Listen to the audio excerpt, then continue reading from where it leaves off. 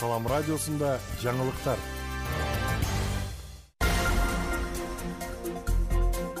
Баткенден салам, эфирде жаңылыктар, микрофонда Исабек Максутов.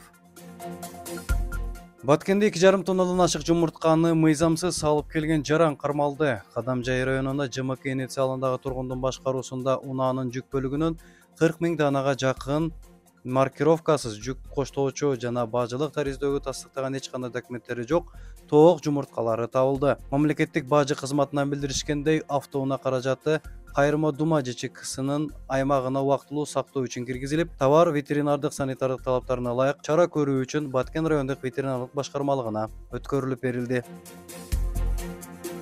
Кадамжайда 17 турак үй жана 5 гектар огород участкасы селден корголот. Бул тууралуу өзгөчө кырдаалдар министрлигинен билдиришти. Маалыматка таянсак, учурда Майдан айыл аймагындагы Чокой сай жана Ак Чечек сел өткөрүүчү сайына габион торчосу орнотулууда. Ошондой эле сай жеги бекемделген соң, аймакта 17 турак үй, 5 гектар огород, 100 метр ички чарбалык жол жана 200 метр ички чарбалык арык сел коркунучунан коргоого алынмакчы деп жазылат маалыматта.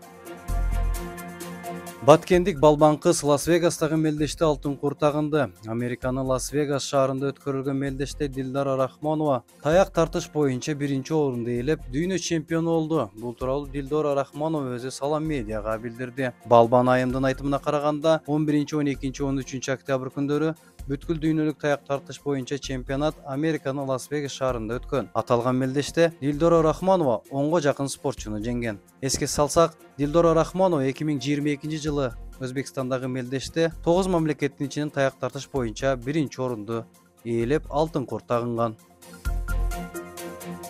Сиздер Салам медиасы тарабынан даярдалган жаңылыктар менен тааныштыңыздар. Саламыбыз түз болсун.